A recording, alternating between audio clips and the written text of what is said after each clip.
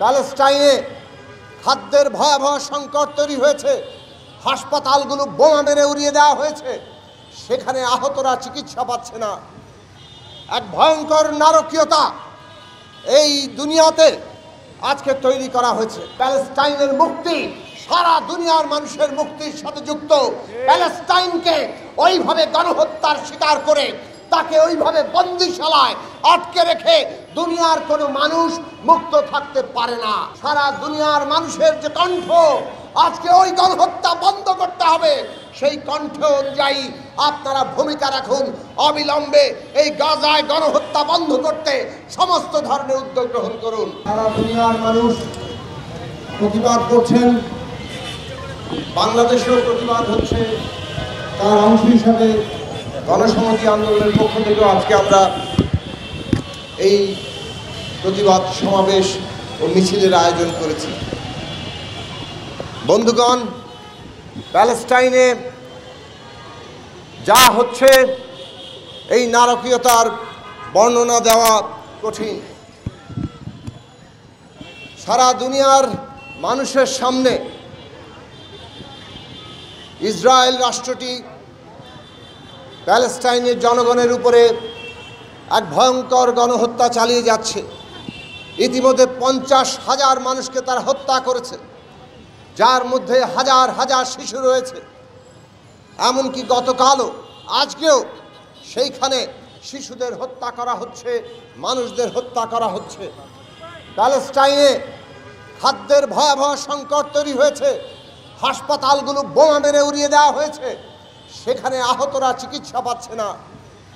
এক ভয়ঙ্কর নারকীয়তা এই দুনিয়াতে আজকে তৈরি করা হয়েছে। ইসরায়েল রাষ্ট্র, তার শাসকেরা, এই নেতানিয়াহু সরকার যে জায়নবাদী মতাদর্শে পরিচালিত, একটা ভয়ঙ্কর মতাদর্শ। তারা বলে তারা হচ্ছে সৃষ্টিকর্তার চোজেন, মানে তাদের বাছাইকৃত।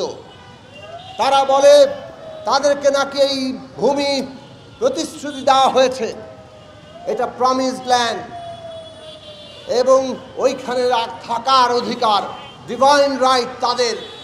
এবং সে কারণে তারা যে কাউকে হত্যা করতে পারে, দখল করতে পারে।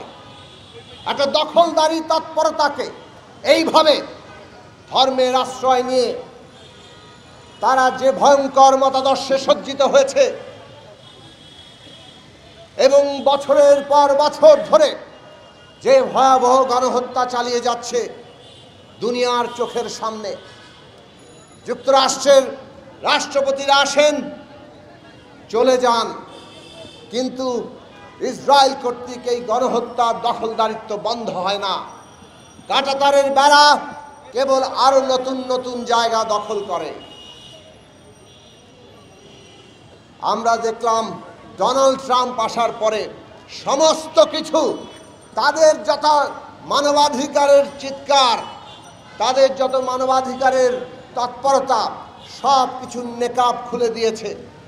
ডোনাল্ড ট্রাম্প রাষ্ট্রপতি হওয়ার পরে বললেন ওই গাজাকে একটা প্রমোদ নগরী হিসেবে তিনি বানাতে চান, এবং নেতানিয়াহু সেই প্রমোদ নগরী গড়ে তোলার জন্য সমস্ত ফিলিস্তিনিকে হত্যা করার মিশনে নেমেছেন।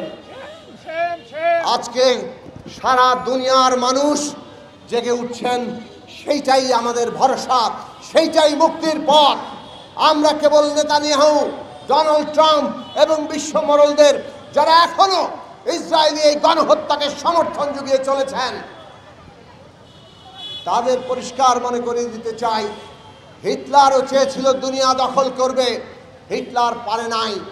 ইতিহাসের শিক্ষা হচ্ছে এইভাবে দখলদারিত্ব টিকিয়ে রাখা যায় না। ইসরায়েলের দখলদারিত্ব হয়তো অনেকটা লম্বা সময় ধরে চলছে, কিন্তু দুনিয়ার মানুষ জেগে উঠছে।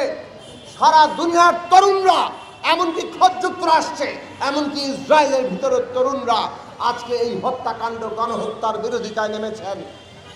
দুনিয়ার মানুষের মৈত্রী একমাত্র এই গণহত্যা থেকে যেমন প্যালেস্টাইনকে মুক্ত করতে পারে, আর প্যালেস্টাইনের মুক্তি সারা দুনিয়ার মানুষের মুক্তির সাথে যুক্ত। প্যালেস্টাইনকে ওইভাবে গণহত্যার শিকার করে তাকে ওইভাবে বন্দিশালায় আটকে রেখে দুনিয়ার কোনো মানুষ মুক্ত থাকতে পারে না। বন্ধুরা আমার, আমরা পরিষ্কার করে বাংলাদেশের জনগণের পক্ষ থেকে জাতিসংঘের কাছে আহ্বান জানাই, এই যে শক্তিধর রাষ্ট্রদের ক্রীড়নায়কের ভূমিকায় জাতিসংঘ থাকে, সেখান থেকে বেরিয়ে আসুন। সারা দুনিয়ার মানুষের যে কণ্ঠ, আজকে ওই গণহত্যা বন্ধ করতে হবে, সেই কণ্ঠ অনুযায়ী আপনারা ভূমিকা রাখুন। অবিলম্বে এই গাজায় গণহত্যা বন্ধ করতে সমস্ত ধরনের উদ্যোগ গ্রহণ করুন। আমরা বাংলাদেশের জনগণের পক্ষ থেকে সারা দুনিয়ার মানুষের সাথে আমাদের সংহতি, আমরা একই কাতারে লড়াই করি এবং আমরা চাই বাংলাদেশ যে গণঅভ্যুত্থানের মধ্য দিয়ে ওই ফ্যাসিস্ট শাসক শেখ হাসিনাকে পালিয়ে যেতে বাধ্য করেছে, বাংলাদেশ ও গণহত্যার বিরুদ্ধে দাঁড়িয়েছে। নিজের দেশে গণহত্যার বিরুদ্ধে দাঁড়িয়ে যে অন্তর্বর্তী সরকার গঠিত হয়েছে, সেই অন্তর্বর্তী সরকারকে আজকে সারা দুনিয়ায় মানুষের সাথে একাত্ম হয়ে এই গণহত্যার বিরুদ্ধে দাঁড়াতে হবে।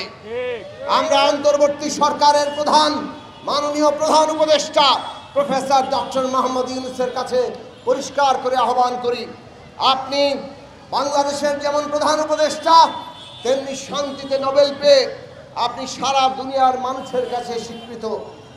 আপনি এই গণহত্যার বিরুদ্ধে আজকে সোচ্চার হন, সারা দুনিয়ার মানুষের কাছে আন্তর্জাতিক পরিসরে এই গণহত্যা বন্ধের জন্য উদ্যোগ গ্রহণ করুন এবং জাতিসংঘে এই আওয়াজ তুলুন, যাতে করে অবিলম্বে এই গণহত্যা বন্ধের প্রয়োজনীয় উদ্যোগ জাতিসংঘ গ্রহণ করে।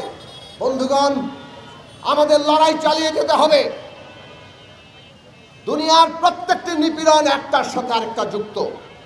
আজকে বাংলাদেশের মানুষরা যখন একটা বিরাট অভ্যুত্থান করে নতুন বাংলাদেশের যাত্রা দেখছে, তখনও আমরা দেখছি অনেকেই যেন ওই শেখ হাসিনার ফ্যাসিবাদী তৎপরতার মতো তারাও নানানভাবে আবার দখলদারি এবং জনগণের কণ্ঠ, স্বাধীনতা রুখে দিতে চায়।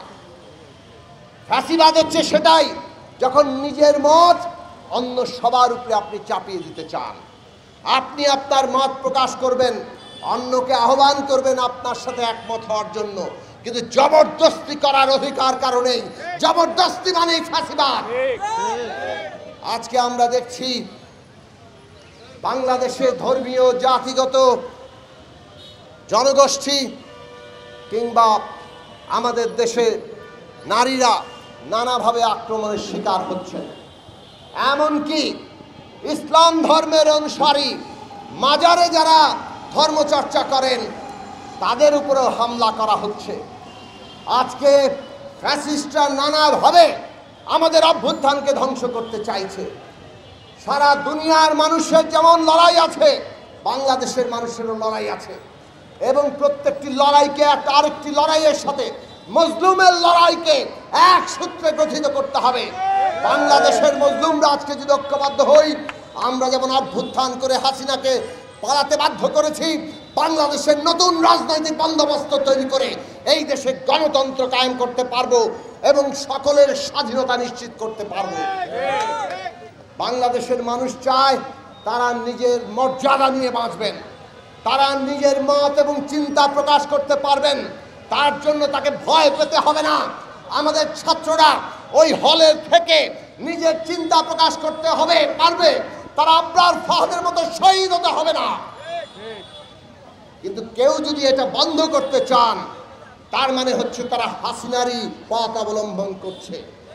কাজেই শেখ হাসিনার নতুন রূপে হাজির হতে বাংলাদেশের মানুষ আর দেবে না, বাংলাদেশের মানুষ সেটা বরদাস্ত করবে না। আমরা বাংলাদেশেও নানান নির্যাতন দেখেছি। এই দেশে ধর্মীয় নির্যাতনকে কেন্দ্র করে পার্শ্ববর্তী দেশ ভারত তাদের ফায়দা তুলতে চায়, তাদের তাবেদার সরকার রেখে তারা এই দেশে ফায়দা তুলেছে।